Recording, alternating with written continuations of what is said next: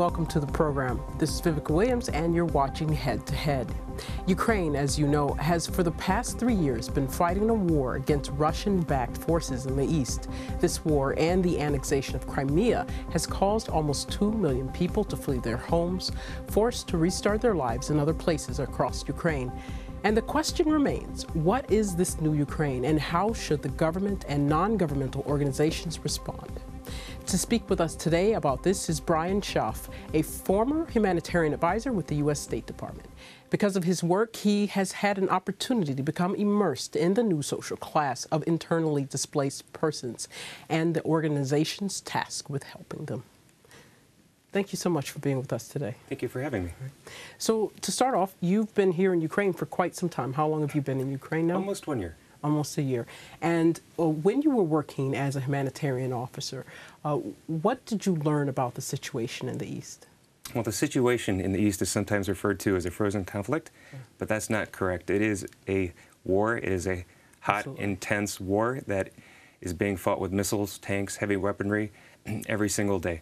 This is often forgotten in Western newspaper and things like this. Unfortunately, unfortunately. And there are significant humanitarian needs that remain on both sides of the contact line. So, for example, people who've lost their homes, the infrastructure on both sides of the conflict line have been affected by shelling. And when that happens, people lose access to water, to heating in winter, and which becomes a life-threatening emergency. Absolutely. It's important to keep in mind, though, that even if the fighting stops tomorrow, and it won't, that we're going to be working for years to come in the East. There is infrastructure to rebuild. There are systems to strengthen health, education, for example, and that includes mental health services, considering everything that people have been through in the past 3 years. And what has been going well with, what has been working, or has anything been working really here to provide these services to people? I think what's been going very well is the heroic efforts of civil society to assist internally displaced persons. There have been so many organizations, new committed organizations, that have sprung up since the Revolution of Dignity, have been doing fantastic work to assist IDPs, and their efforts have certainly been seen and recognized by the international community. And there are many very good international organizations working in partnership with civil society. That includes multilateral organizations like the International Committee of the Red Cross, the United Nations High Commissioner for Refugees, International Organization for Migration, the UN Population Fund, and also a great many international NGOs. But now their numbers are starting to dwindle. Why is this, do you think, with this decrease in? It's decreasing because of limited resources and because of very serious emergencies elsewhere in the world, which includes Somalia, northern Nigeria, Yemen, South Sudan. But this is the way that things tend to happen. The humanitarians come in support of the government and civil society, and then they leave. And now we're in a situation where we have a transition that's taking place. What we really need now is to see that same level of humanitarian engagement from the government that we've seen from civil society. Because a year from now, it will be the regional and municipal authorities and the local NGOs who are primarily assisting internally displaced persons and helping them to integrate in their new communities. And how is this working now? What is the role have you seen about the central government? How well are they working to integrate people? To its credit, the Ukrainian government recognized that it didn't have a long history of working with internally displaced persons. So it created a ministry, the Ministry of Temporarily Occupied Territories and IDPs, to help coordinate the response. So this was a very good thing. This was a necessary step. However, without adequate resources and without high-level support, the Ministry of Temporarily Occupied Territories and IDPs can't fulfill its mandate. We need that high-level engagement because, for example, the Ministry of Temporarily Occupied Territories cannot itself resolve the problem of Ukrainians being able to access their pensions. Which is a very big issue here with this access of pensions, right? It is, if we're talking about integration of IDPs, we're talking about elderly populations, many of whom are disabled. If they can't access the pensions that they have earned as Ukrainians, that makes them much more vulnerable and makes it harder for them to integrate in their community. They are not pension tourists. These are people who earned these pensions as Ukrainians. We should be doing everything we can to help them access those pensions. Now, to be fair, the Ukrainian government cannot control what happens in the separatist-held areas. But what it can control is how it treats Ukrainians from those areas when they come to the government-controlled areas.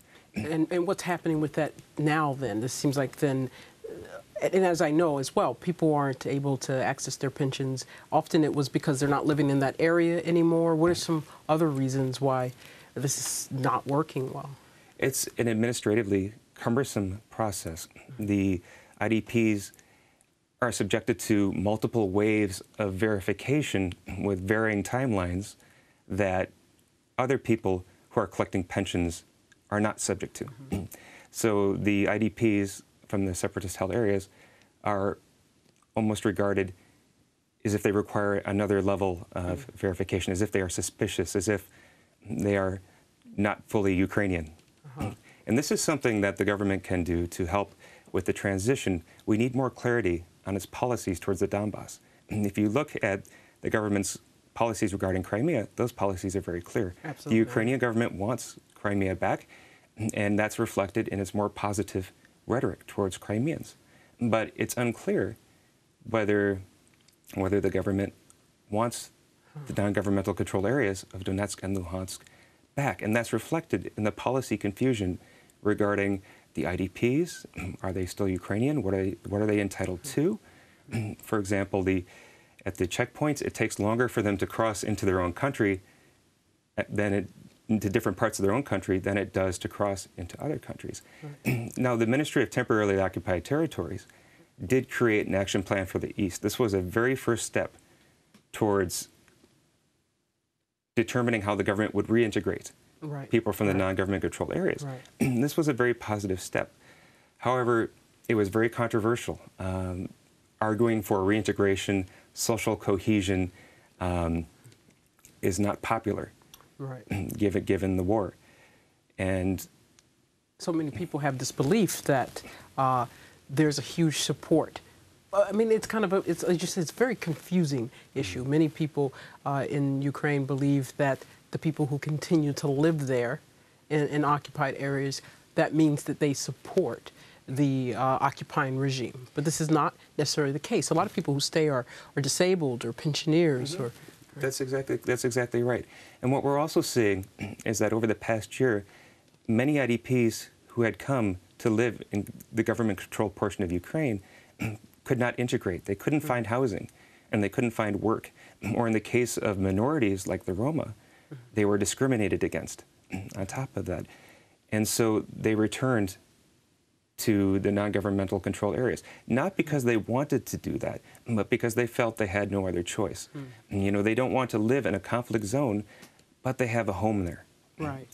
Whereas they own homes in the non-governmental controlled areas, they're renting when they come to the government-controlled areas.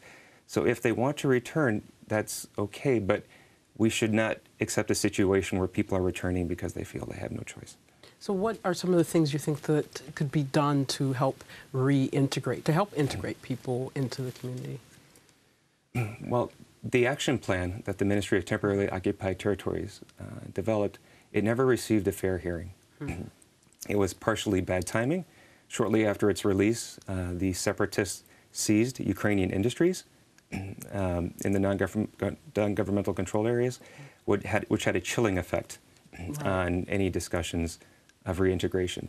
But, you know, as a policy, from the policy side, it makes sense to revisit it and give it a hearing, give it the hearing that it deserved. When was it proposed? Earlier this year. And who were the people who helped draft it? Was it the government, or, as often happens, there are NGOs or civil society that's involved? It was drafted by the Ministry of Temporarily Occupied Territories with some degree of input and approved by the cabinet. Okay. And yet, this was put before the Parliament, or what was the stages after that, that we see that it's not been enacted?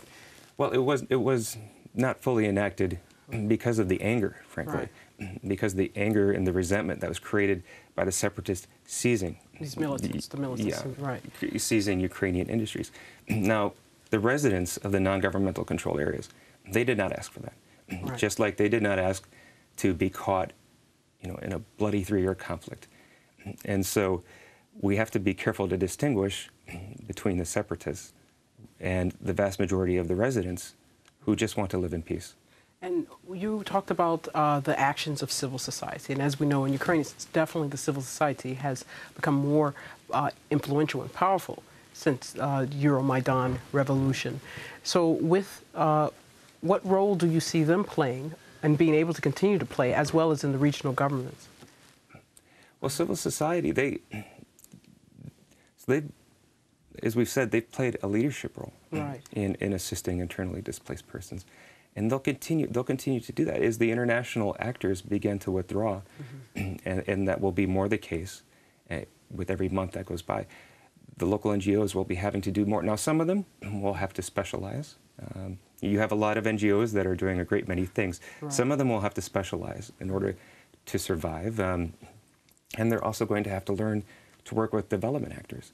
What will ideally happen is that as the humanitarian actors reduce their presence, development actors will increase theirs. This is part of why government leadership is so important, because with development actors, the World Bank and USAID and regional development banks and so on, they prefer to support government plans, programs, and strategies.